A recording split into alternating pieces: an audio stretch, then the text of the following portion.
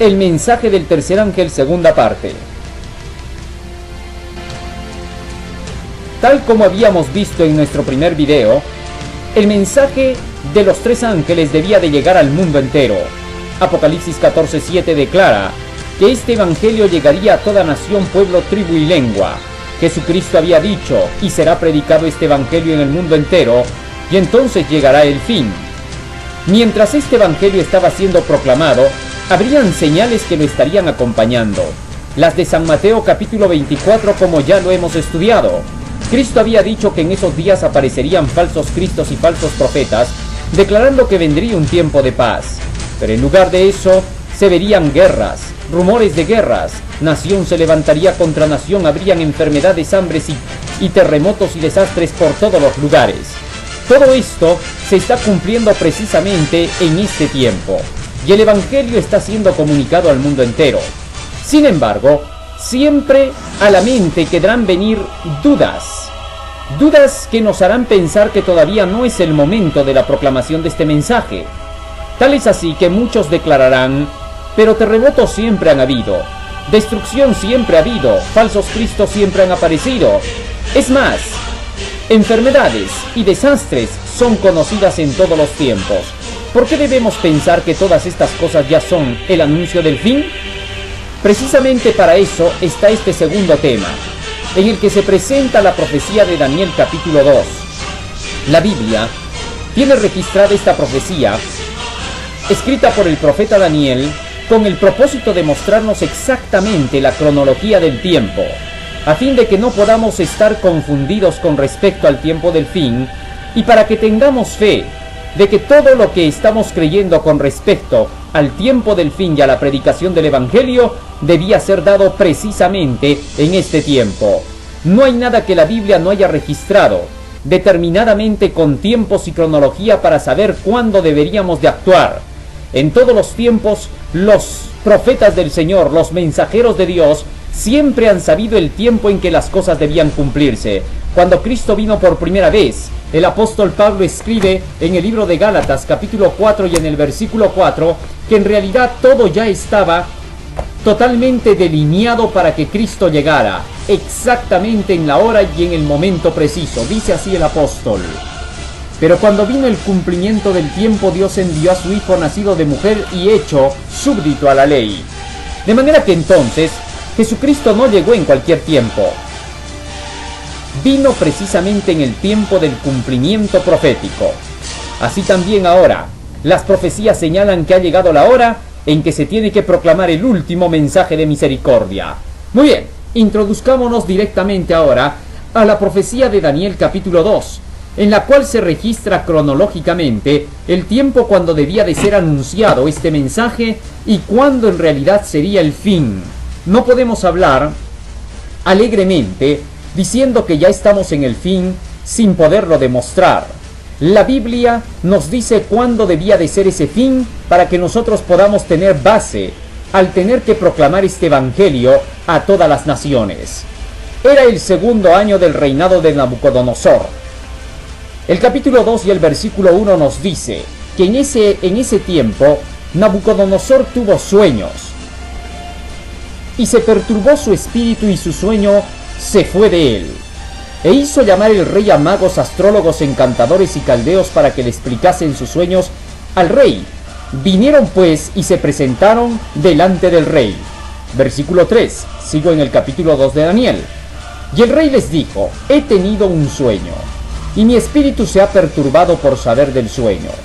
Entonces hablaron los caldeos al rey en lengua aramea: Rey, para siempre vive, dinos el sueño a tus siervos y te mostraremos la interpretación. Respondió el rey y dijo a los caldeos: el asunto lo olvidé. Si no me mostráis el sueño y su interpretación, seréis hechos pedazos, es decir, descuartizados, y vuestras casas serán convertidas en muladares, en corrales. Y si me mostrareis el sueño y su interpretación, recibiréis de mí dones y favores y gran honra. Por tanto, decidme pues el sueño y su interpretación. En ese tiempo, los reyes creían en realidad que los sueños tendrían algún presagio. Y es por eso que este rey, pensando de que este sueño era un presagio, porque lo dejó perturbado, inmediatamente llamó a los magos, astrólogos y adivinos.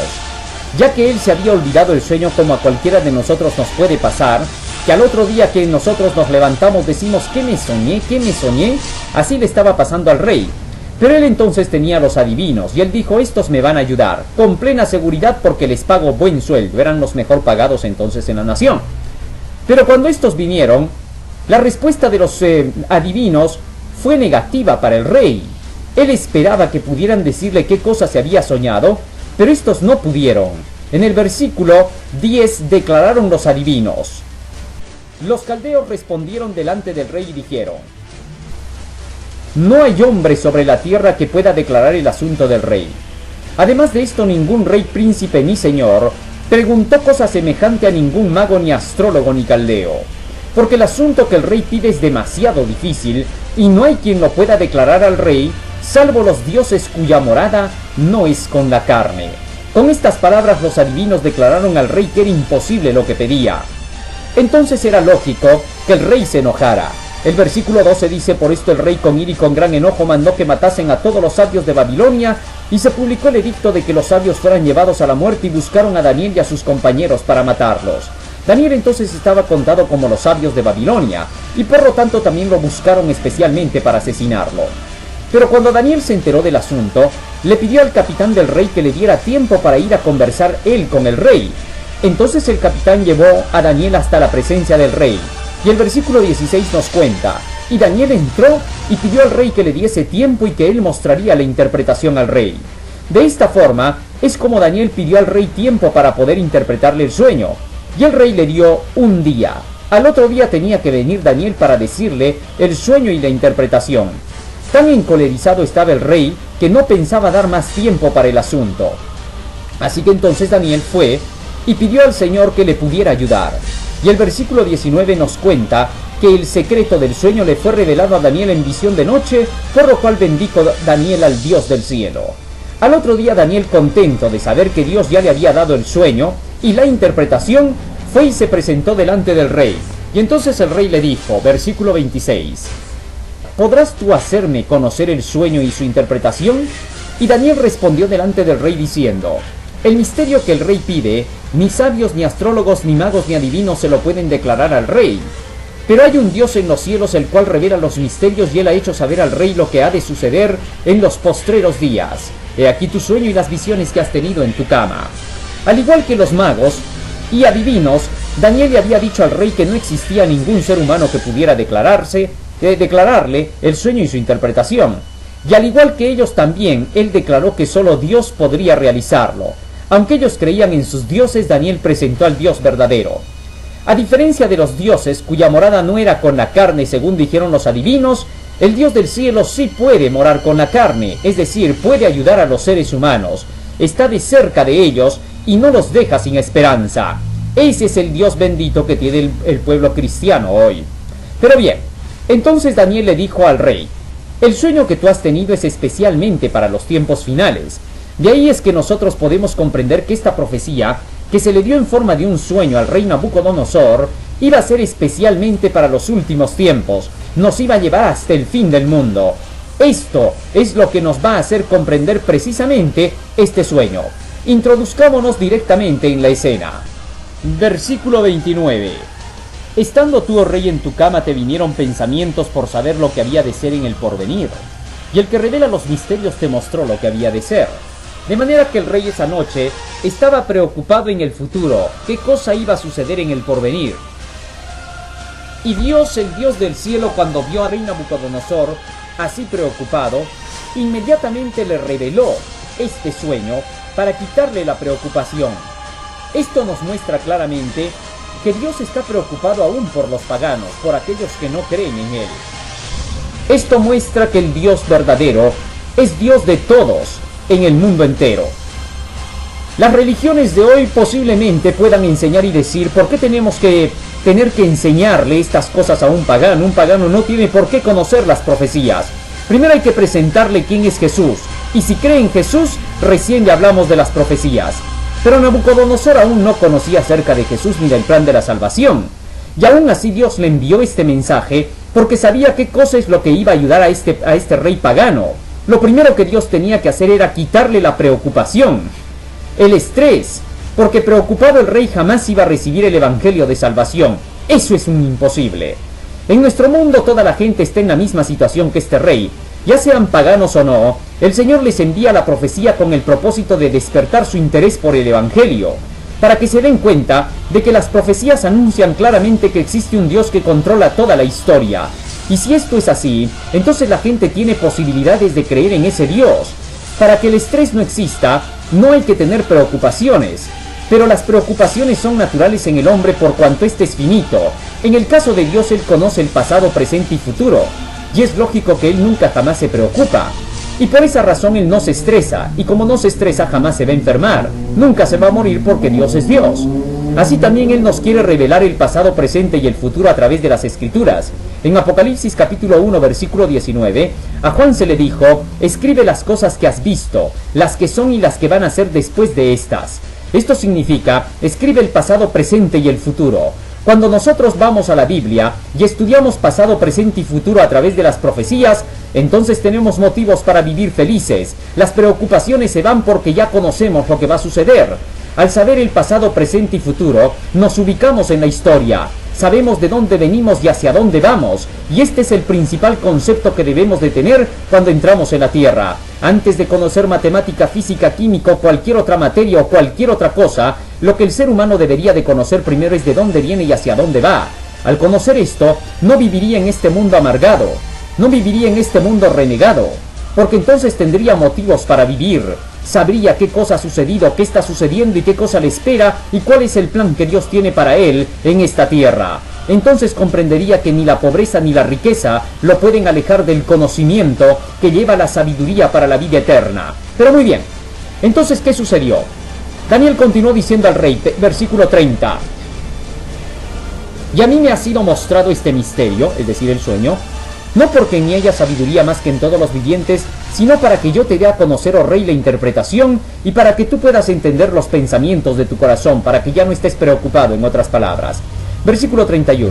Aquí comienza el sueño, así que póngase atento. Tú, oh rey, veías y he aquí una grande imagen.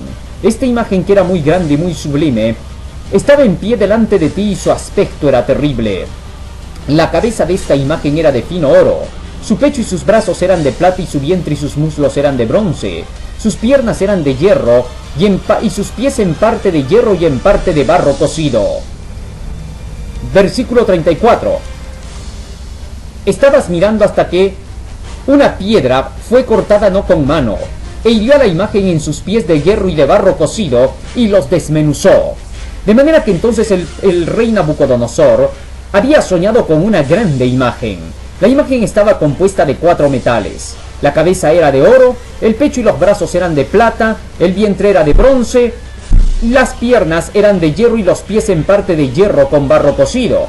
Mientras el rey soñaba con todo esto, dice que de pronto él vio que una piedra fue cortada del monte, pero no con mano humana, y esta piedra se deslizó y cayó sobre la imagen y se estrelló contra los pies de esta, no contra lo demás del cuerpo, sino contra los pies, y la desmenuzó. Versículo 35. Entonces fueron desmenuzados también el hierro, el barro cocido, el bronce, la plata y el oro, y fueron como el tamo de las eras del verano, y se los llevó el viento y nunca más se les halló lugar, y no quedó de ellos rastro alguno.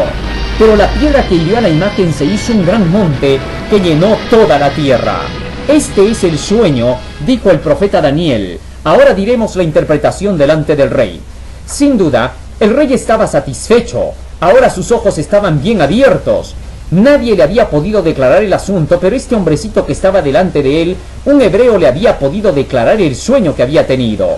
Estaba contento y sin duda sabía que la interpretación también sería igual de clara. Bueno, para nosotros esto solamente es historia. A veces podríamos pensar hasta que simplemente es un cuento judío en el cual se le han introducido algunos puntos que tengan que ver con cuestiones sobrenaturales de un Dios que estaba conduciéndolo todo. Pero entonces, ¿qué cosa nos va a dejar a nosotros satisfechos como al rey? Sencillo, la interpretación. Porque en la interpretación nosotros estamos incluidos. Las cosas que nos están ocurriendo hoy, lo que estamos viendo hoy, va a estar en esa interpretación, por cuanto esta profecía es especialmente para los últimos días. Muy bien, entonces veamos la interpretación, que es lo que nos interesa. Comenzó diciendo entonces el profeta Daniel: Tú, oh rey, eres rey de reyes, le dijo Daniel al rey Nabucodonosor. y el Dios del cielo te ha dado reino, poder, fuerza y majestad. Versículo 38. Y donde quiera que habitan los hijos de los hombres, las bestias del campo y aves del cielo, Él los ha entregado en tu mano. Te ha dado el dominio sobre todo ello. Tú eres la cabeza de oro. Ahora el profeta Daniel estaba declarando al rey Nabucodonosor que la cabeza de oro estaba representándolo a él. Pero ¿cómo así? Versículo 39. Después de ti se levantará un reino inferior al tuyo, y luego un tercer reino de bronce, el cual dominará toda la tierra, y el cuarto reino será fuerte como el hierro. De manera que entonces, aquí se le decía que él era la cabeza de oro representando a su reino, a su imperio de Babilonia, puesto que Nabucodonosor era entonces rey de la primera potencia mundial, que era Babilonia en ese tiempo. Y aquí entonces están mostrados 4 imperios que tendrían que existir en la historia, para que podamos nosotros ver el desarrollo cronológico de los eventos. Muy bien, ¿por qué Daniel le dijo al rey que él era la cabeza de oro? ¿Será que no le dijo que eran los pies de hierro y de barro porque el rey estaba tan enojado que le podía hacer cortar la cabeza? No, Daniel había declarado esto porque Dios le había mostrado que el oro representaba al imperio de Babilonia, y esto estaba en consonancia con lo que habían dicho los profetas anteriores a Daniel. Por ejemplo, el profeta Jeremías, en el capítulo 51 y en el versículo 7 de su libro, había escrito lo siguiente: copa de oro fue Babilonia en la mano de Jehová. De manera que entonces el oro ya estaba representando a Babilonia desde antes. Y esto es una forma clarísima de cómo se debe de estudiar la Biblia. Muchas personas siempre dicen, cada quien interpreta la Biblia a su manera. Pero para que quede en claro de que la Biblia no se interpreta a la manera de quien sea, puesto que el apóstol Pedro había declarado terminantemente en 2 de Pedro capítulo 1 y en el versículo 20, entendiendo primero esto, que ninguna profecía de la Escritura es de interpretación privada. La Biblia no puede ser interpretada privadamente, es decir, personalmente. Nadie la puede interpretar por sí mismo. La Biblia se interpreta sola, pero tiene un sistema de interpretación. En el Primera de Corintios capítulo 14 versículo 32, el apóstol Pablo había escrito cómo era este sistema de interpretación. Versículo 32 dice: y los espíritus de los profetas estén sujetos a lo que han dicho los profetas. De manera que un profeta va a sujetarse siempre a lo que ha dicho otro profeta. En el caso de Daniel, él había dicho que el oro representa Babilonia. Esto lo había dicho el profeta Jeremías antes que él. Así se cumplía esta regla. Un profeta está sujeto a lo que dice otro profeta. Esto significaría una comparación de textos. Un texto comparando con otro texto nos va a dar la respuesta siempre. Esa es la forma de escudriñar las escrituras. A eso se le llama escudriñamiento, a la comparación de un texto con otro texto para encontrar la respuesta. Por eso es que el apóstol Pablo había dicho que un profeta explica a otro profeta. De esta manera se entiende claramente que Daniel no le había dicho al rey que la cabeza era de oro simple y llanamente por quedar bien con él. Ahora bien, Daniel continuó diciendo que después del reino de Babilonia se levantaría un segundo imperio, pero que iba a ser inferior como la plata a este reino de Babilonia, y estaba representado por los 2 brazos y el pecho del coloso. Este imperio era el imperio de los medos y de los persas. Parecen ser 2 porque son 2 los brazos, pero están unidos con un solo tronco. Media y Persia le pertenecían al rey Ciro, pero este rey Ciro le dio a su tío Darío la parte de Media, y siendo su tío Darío ahora rey de la parte de Media, pronto cuando Babilonia fue conquistada, Darío también tomó la parte de Babilonia. Ciro era entonces general también de sus propios ejércitos. Por lo tanto, entonces Ciro pasaba a ser general de su propio ejército de Media y de su propio ejército de Persia, y a la vez era general de su propio tío Darío. Increíble, ¿no? Por eso es que algunos historiadores que han dejado todo esto plasmado han hecho de que algunos que han leído esa parte de la historia se confundan y digan cómo Ciro podía ser el rey de Media y de Persia, de ambos lados, y su tío Darío solo haya recibido de parte de él la parte de Media y Babilonia, si luego se dice que el general de los ejércitos de Darío era Ciro. Obviamente, ¿no? Porque a la vez él era general de sus propios ejércitos, igual que Alejandro el Grande. Pero bien, esto sucedió hasta el año 538 a.C., cuando cae el imperio de Babilonia en manos de Persia. Pero luego el texto bíblico continúa diciendo en Daniel capítulo 2 versículo 39, y luego vendrá un tercer reino que dominará toda la tierra. Este reino, este imperio, representa el imperio de Grecia con Alejandro el Grande, quien derrota en el año 331 en la batalla de Arbelas a Darío de Persia. Y entonces desde ese momento Grecia toma el mando en la tierra y llegó a extender su territorio de tal manera que a la edad de 33 años Alejandro el Grande prácticamente ya se había hecho dueño de toda la tierra. Y así se cumplió que este tercer imperio dominaría toda la tierra, obviamente el viejo mundo, porque entonces América recién iba a ser descubierta muchísimos años después. Pero bien, el texto bíblico continúa todavía diciendo que luego de este tercer reino vendría un cuarto imperio, versículo 40, y el cuarto reino será fuerte como el hierro y como el hierro desmenuzará y romperá todas las cosas. Hablando acerca de este cuarto imperio, se lo representa con las dos piernas de hierro del coloso. Este imperio representa al imperio romano, quien derrotó a Grecia en el año 168 a.C. en la batalla de Pydna, cuando Paulo Emilio de Roma derrota a Perseo de Macedonia. Roma ahora está representado por dos piernas como acabamos de ver. Estas dos piernas representan a la división del imperio romano. Roma se dividió en dos partes, Roma de Oriente y Roma de Occidente. Esto ocurrió en los días de Teodosio, por el 379 después de Cristo, cuando a su muerte el imperio fue dividido entre sus hijos Honorio y Arcadio. Ambos tomaron una parte del imperio. Así se llamó Roma de Oriente y Roma de Occidente. El imperio de Occidente terminó con la invasión de los bárbaros, que en el año 410 saquearon Roma y en el 476 obligaron a Rómulo Augustulo a retirarse a la vida privada. Por otro lado, el imperio de Oriente quedaría hasta la fecha de 1456, cuando recién caería. Pero la profecía continúa diciendo después de este imperio de hierro, que era tan largo como las piernas. En efecto, Roma fue el imperio más largo de la historia. Comenzó en el año 168 a.C. Por una parte cae Occidente en el año 476 después de Cristo. La parte de Oriente cae en 1456. Pero después del 476, Roma se levanta como la Roma religiosa, y esta llegaría hasta el año de 1798, cuando Napoleón Bonaparte finalmente derrotó al imperio papal, y así entonces Roma religiosa cae. Sacando la cuenta, son casi 2000 años de este imperio, así como son de largas las piernas.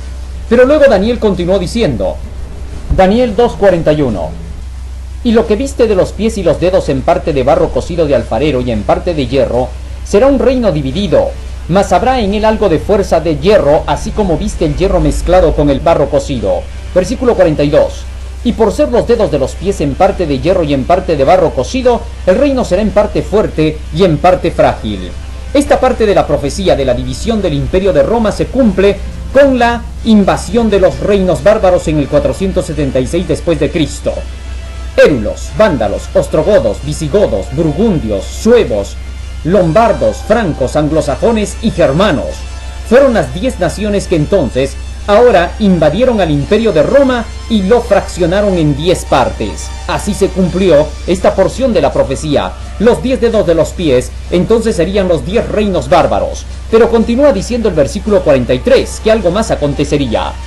Así como viste el hierro mezclado con el barro, se mezclarán por medio de alianzas humanas, pero no se mezclarán el uno con el otro como el hierro no se mezcla con el barro.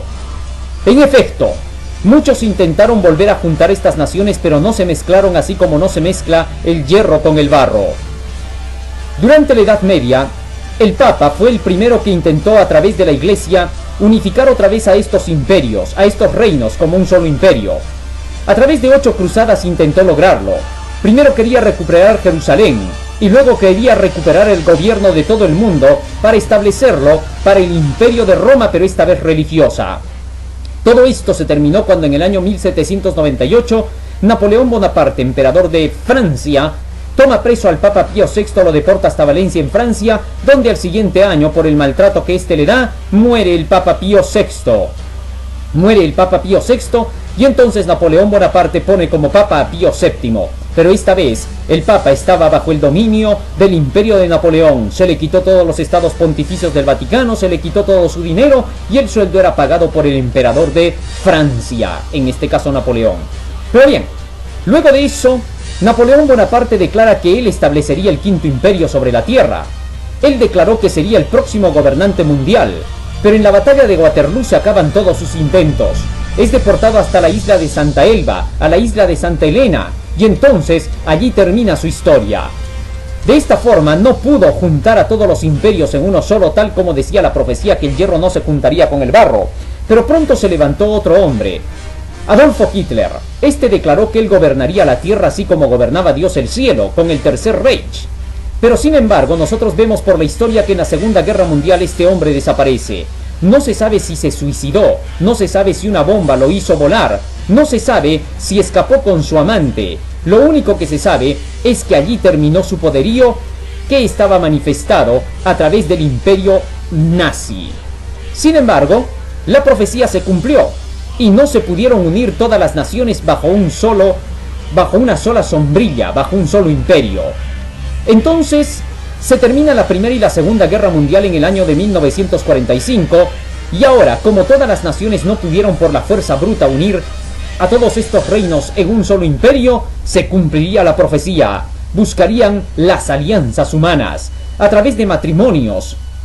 Las grandes naciones intentaban buscar estas alianzas, pero ¿cuáles serían las alianzas? Libro de Josué, capítulo 9, versículos 6 y 15. No hay que olvidar que ya hemos dicho que para poder entender la simbología bíblica, un texto debe de ser comparado con otro, un profeta explica otro. Por lo tanto, vamos a ver qué explica la Biblia con respecto a la palabra que son alianzas humanas. ¿Qué son esas alianzas según lo que escribió el profeta Josué? Versículo 6 dice: y vinieron a Josué hasta el campamento en Gilgal, y le dijeron a él y a los de Israel, esto los gabaonitas, que venían a hacer una alianza con el pueblo de Israel: haced pues ahora con nosotros alianza, le dijeron a Josué. ¿Y qué cosa fue lo que hizo Josué? El versículo 15 dice: y Josué hizo paz con ellos. De manera que las alianzas son tratados de paz. Y después de la Segunda Guerra Mundial, según la profecía, debía establecerse precisamente esta alianza de tratados de paz. ¿Y cómo así fue?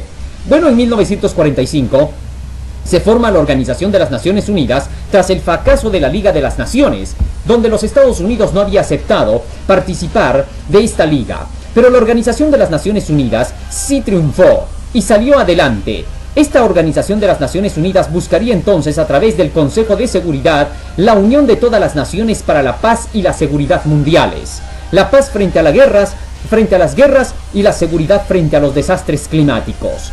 Así comenzó entonces la Organización de las Naciones Unidas, con el territorio que había sido regalado por David Rockefeller para que fuese construido el edificio que hoy existe en Nueva York. Ahora, según la profecía, todas estas naciones buscarían las alianzas humanas. En 1945 habían quedado dos naciones poderosas: la antigua Unión Soviética y los Estados Unidos de Norteamérica. Durante este periodo todavía no se pudo alcanzar la paz sino hasta 1990. La profecía había declarado lo siguiente: Daniel capítulo 2 versículo 43 y 44. Continúa diciendo el profeta qué pasaría después de que se forme esta Organización de las Naciones Unidas para los tratados de alianzas de paz y seguridad, porque con este propósito fue que se levantó esta organización, para unir a todas las naciones bajo la sombrilla de la paz frente a las guerras y la seguridad frente a los desastres. Versículo 43 y 44 dice: así como viste el hierro mezclado con barro, se mezclarán por medio de alianzas humanas, pero no se pegarán el uno con el otro, como el hierro no se mezcla con el barro. Pero en los días de estos reyes el Dios del cielo levantará un reino que nunca jamás será destruido, ni será este reino dejado a otro pueblo. Desmenuzará y consumirá todos estos reinos, pero él permanecerá para siempre. Según la profecía, cuando se estuviese estableciendo estas alianzas de paz y seguridad y se lograra alcanzar, entonces se establecería el reino del Omnipotente, el reino del Mesías que sería entregado a los santos del Altísimo.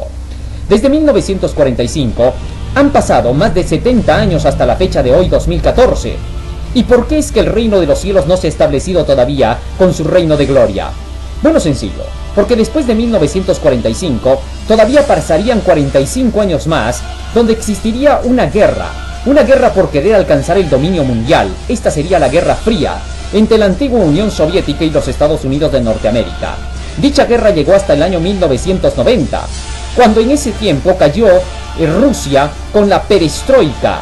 Resulta que esta caída fue la que dejó en claro que por fin quedaban los Estados Unidos como la única potencia mundial.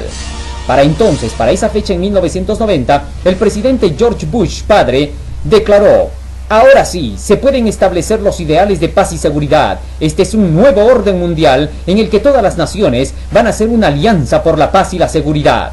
Con estas palabras, él declaró que comenzaría un nuevo orden mundial.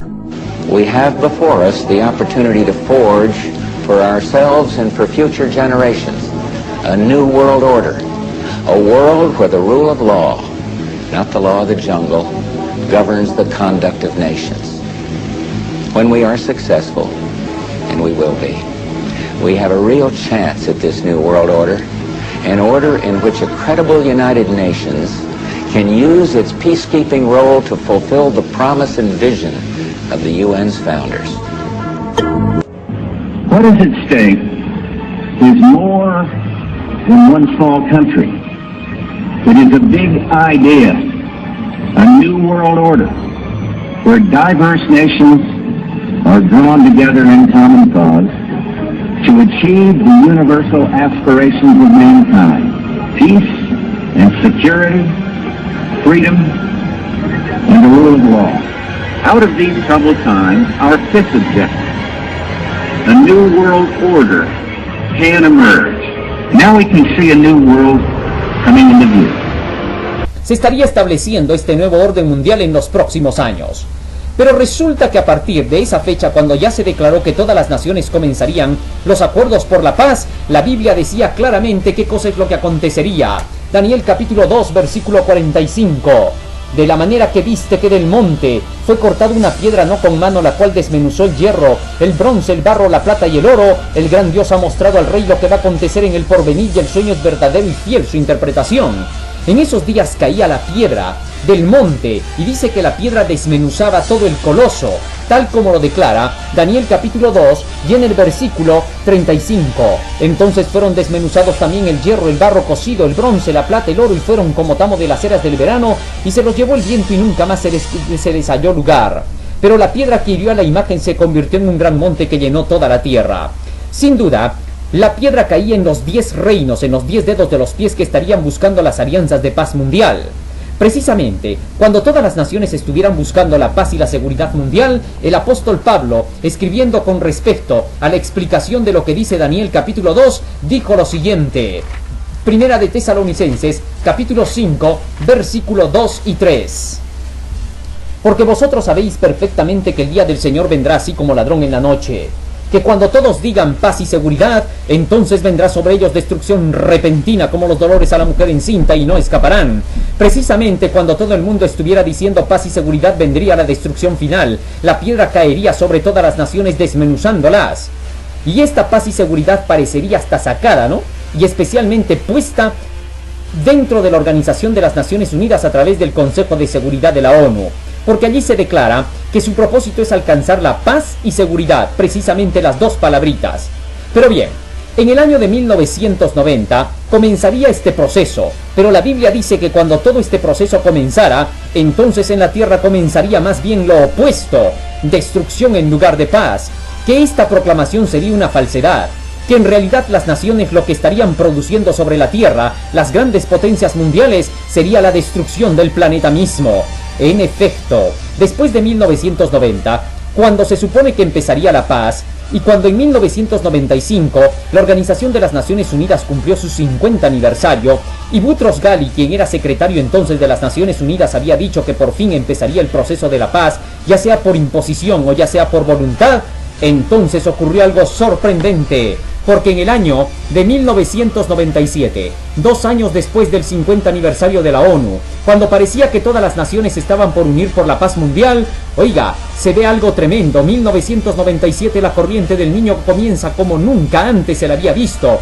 Terremotos, inundaciones, tempestades, destrucción. 1998, la corriente de la Niña trae mucho más desgracia sobre nuestro planeta. En el año 2000 se declara que empezaría el calentamiento global, lo que trajo mucha más destrucción. Precisamente, tal como las profecías de Jesucristo lo habían explicado. En Mateo 24 se dice que vendrían falsos cristos diciendo que vendría un tiempo de paz con su engaño. El engaño era decir paz cuando no había paz, según Ezequiel capítulo 13 versículo 10. De manera que cuando estos comenzaron a declarar que vendría un tiempo de paz sobre la tierra, en ese tiempo comenzó la destrucción. 1990, el presidente George Bush dijo que venía un tiempo de paz y seguridad, pero 1990 y 91 nos mostraron la guerra con Irak y por poco se desata la Tercera Guerra Mundial.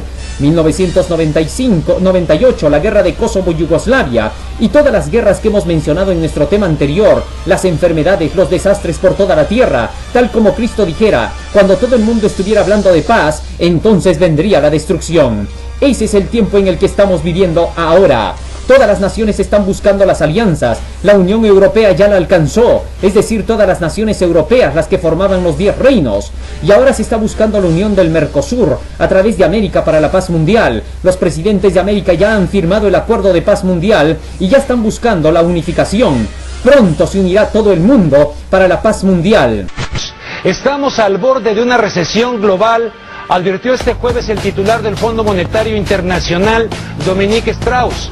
Muchos en el mundo están hablando de algo raro, extraño, el establecimiento del llamado Nuevo Orden Mundial. El candidato presidencial de la Coalición por el Cambio, Sebastián Piñera, se reunió en París con el mandatario francés Nicolas Sarkozy. Allí conversaron sobre la necesidad de impulsar un nuevo orden. ¿Cómo participamos cuando se junten a ver cuáles van a ser las nuevas reglas del mundo que va a emerger después de esta crisis? Ni más ni menos que un nuevo orden mundial. Esa es la promesa de los más poderosos. Está emergiendo un nuevo orden mundial, una era progresista de cooperación internacional. Hemos decidido que de aquí en adelante vamos a manejar la globalización. Quiero afirmar que España es un país comprometido con el multilateralismo, con la necesidad de seguir articulando un sistema de gobernanza global, de gobernanza global, de gobernanza global. Nuevo orden mundial, un solo gobierno, una sola religión, un solo banco, una sola persona que controle a todo el mundo. Un banco central que se está construyendo y que es un banco que va a controlar el dinero de todo el mundo. Un único banco para todos. Busquemos una moneda común que nos alcance a todos. Nos vamos en vivo a España. Está finalizando en estos momentos la cumbre Iberoamérica, Caribe y la Unión Europea. En el cierre habla la presidenta Cristina Fernández. Pero otra de las conclusiones creo que fue también la necesidad de desarrollar nuevos instrumentos de gobernanza global o de gobierno global. 2009 is also the first year. Estados Unidos está comprometido con la paz y la seguridad, en un mundo sin armas nucleares. México está convencido de que la paz y la seguridad mundiales, para abordar importantes desafíos en relación con la paz y la seguridad, mundiales. Israel and Palestinians, they can live side by side in peace and security. No es posible construir una paz y una seguridad duradera sin un desarrollo que sea sostenible. España apoya y seguirá apoyando la misión UNIFIL de las Naciones Unidas. Les recuerdo que fue una misión desplegada para introducir paz y seguridad en una zona especialmente castigada de esa región. Este Consejo tiene la responsabilidad primordial de mantener la paz y la seguridad internacionales, a recuperar su paz y su seguridad, Juntos debemos hacer que los pueblos de Oriente Medio encuentren un camino hacia la paz y la seguridad, Estamos dispuestos a un compromiso histórico con los israelíes para vivir en paz y seguridad, Cambio social, que sea universalmente reconocido que el Estado de Israel tiene el derecho de existir y de gozar de la paz y la seguridad, hasta los límites internacionalmente reconocidos. Y entonces la profecía dice que aparecerá el anticristo. De este poder hablaremos en nuestro próximo tema. Quiere el Señor Jesucristo que cada uno de nosotros podamos comprender cuán cerca estamos del fin. Precisamente en estos días es cuando el reino del Mesías se establecerá sobre la tierra. el Rey de Reyes ha declarado que este es el tiempo cuando van a caer los castigos del Señor, y está invitando a todo el mundo para que formen ese gran monte que llena toda la tierra, la piedra que es Jesucristo, que viene con destrucción según Efesios capítulo 2:20, donde declara que Jesucristo es la piedra del ángulo. Pronto establece su reino, y en ese reino tiene que formarse ahora esa grande montaña. Isaías capítulo 2 versículo 2 y 3 nos dice que ese gran monte representa a la casa del Señor, a la iglesia de Dios. Acontecerá en lo postrero de los tiempos que será confirmado el monte de la casa de Jehová como cabeza de los montes, y será exaltado sobre todas las naciones. Y vendrán muchos pueblos y dirán: venid y subamos al monte de Jehová, a la casa del Dios de Jacob, y nos enseñará sus caminos y caminaremos por sus sendas. Porque de Sión saldrá la ley y de Jerusalén la palabra de Jehová. El monte representa la casa del Señor, y están siendo invitados todos a que guarden la ley de Dios y a que comprendan la palabra del Señor. Pronto, cuando todo el mundo haya escuchado este evangelio final y todos conozcan la ley y la palabra del Señor, Cristo vendrá por segunda vez, tal como Él lo prometió. Será predicado este evangelio y vendrá el fin.